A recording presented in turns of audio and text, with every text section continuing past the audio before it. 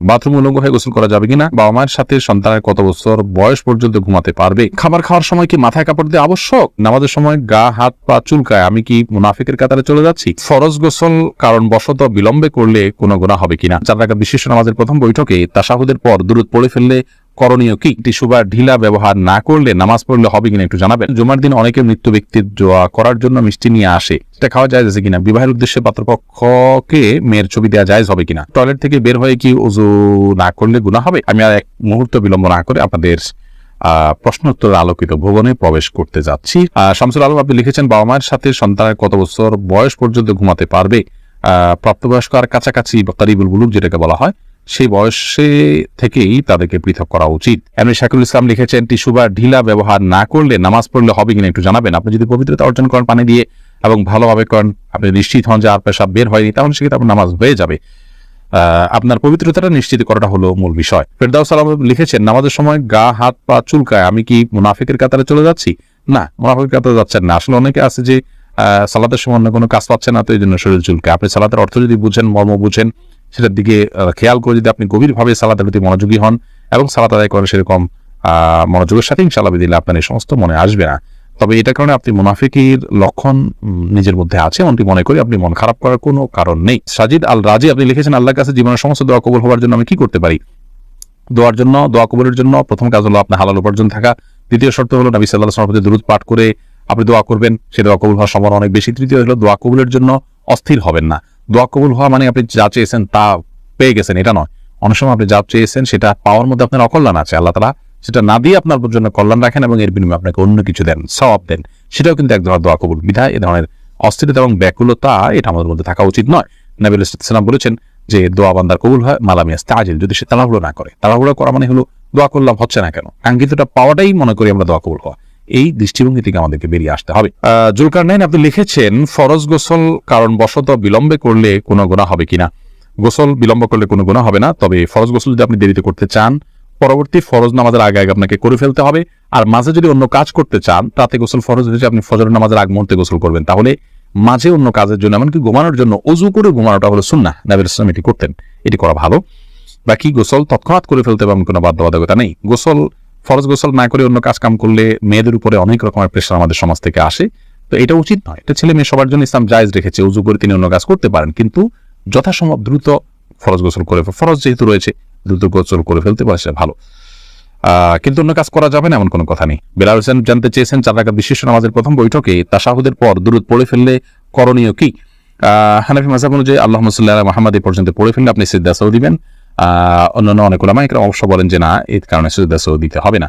বিশেষ করে আরবি স্কলাররা বলেন যে না, এই জন্য সিজদা সাহু দিতে হবে না। সৌদি আরব উলামা একরাম সহ অনেকেই বলেন। শহীদুল ইসলাম লিখেছেন, জুমার দিন অনেকে মৃত ব্যক্তির দোয়া করার জন্য মিষ্টি নিয়ে আসে, এটা খাওয়া যায় আছে কিনা। মিষ্টি খাওয়াতে কোনো অসুবিধা নেই, তবে দোয়া করার পর মানুষকে মিষ্টি খাওয়ানো এটা আসলে কোরআন হাদিস নির্দিষ্ট কোনো বিষয় নয়। এমনি দোয়া করলাম, আমরা দোয়া চাইলাম, কেউ দোয়া করলো, এটা ভিন্ন কথা। কিন্তু দোয়া করার পর তাকে মিষ্টি দেয়া এটা আমাদের দেশীয় কালচার এবং এটা অনেকটা দোয়ার বিনিময় কেন জানি মনে হচ্ছে। মৃত ব্যক্তির জন্য দোয়া করার পর পয়সা নেওয়াও জায়েজ নাই, কোনো বিনিময় নেওয়া জায়েজ নাই। এটা বিনিময় আপনি না বললেও যে ঠিক আছে উপস্থিত মানুষদের জন্য হাদিয়া, সেই হিসাবে এটা খাওয়া জায়েজ আছে যে কেউ দোয়া করুক বা না করে মসজিদে যারা আছে সবাইকে খাবার দিলাম, সবাইকে একটু মিষ্টি খাওয়ালাম যাতে মৃত ব্যক্তির সওয়াব পায়, সেই উদ্দেশ্যে তিনি করলে এটা গুনাহ হবে না সন্দেহাতীতভাবে। সেই জন্য বললাম এটা খাওয়া জায়েজ আছে, বাট দোয়া করেছেন তার জন্য মিষ্টি এরকম যেন না হয়। বিষয়টা এই কালচারটা একটা পরিবর্তন আমাদের আসা উচিত আসলে, কিন্তু এটা খেলে যে হারাম হবে তা কিন্তু না। আমরা হাবিবুর রহমান লিখেছেন, টয়লেট থেকে বের হয়ে কি ওযু না করলে গুনাহ হবে না, এটা কোনো জরুরি না, তবে সব অবস্থা ওযু অবস্থা থাকতে পারলে ভালো, জাস্ট ভালো, কিন্তু না করলে গুনাহ হওয়ার কোনো কথা নেই। তাহমিনা রিবা আপনি যা লিখেছেন, বিবাহের উদ্দেশ্যে পাত্রপক্ষকে মেয়ের ছবি দেওয়া জায়েজ হবে কিনা। এই ছবি দেওয়া জায়েজ হবে যদি পাত্রপক্ষ সেই ছবির আমানত দায়িত্ব রক্ষা করবে বলে আপনার বিশ্বাস হয়।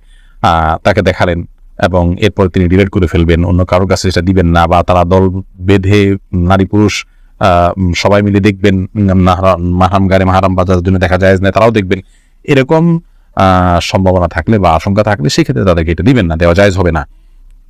বরং আপনি মোবাইলের ছবি নিয়ে গেলেন বা কাউকে দিয়ে পাঠালেন, দেখলো, তারপরে আপনি নিয়ে আসলেন বা তাদেরকে ওসিয়ত করলেন তারা যেন দেখার পর এটাকে ডিলিট করে দেয় এবং অন্য পুরুষরা যেন না দেখে পাত্র ছাড়া, সে বিষয়গুলো বলার পর তারা আমল করবে এরকম মনে হলে সেক্ষেত্রে দেওয়া যাবে, কোনো অসুবিধা নেই। এরপর সাদিয়া বিনতে আজাদ লিখেছেন, খাবার খাওয়ার সময় কি মাথায় কাপড় দেওয়া আবশ্যক। না বোন, খাবার খাওয়ার সময় আমরা মাথায় কাপড় দিতে বাধ্য নই, কারণ হাদিস আমাদেরকে এরকম নির্দেশ দেয় না যে ছেলে হোক মেয়ে হোক নারী হোক পুরুষ হোক খাবার সময় আমাদেরকে টুপি দিতে হবে। অনেকে দেখা যায় খেতে বসলে টুপিটা তালাশ করে, আমার টুপিটা দাও আমি খেতে বসবো। অনেকে মনে করেন মাথায় কাপড় দিয়ে তারপরে খেতে হয় না, এমন কোনো বাধ্যবাধকতা নেই। খাওয়ার সময় আপনার মাথা খালিও থাকতে পারে, ঢেকেও আপনি খেতে পারেন। এ বিষয়ে কোনো বিশেষ নিষেধাজ্ঞা নেই।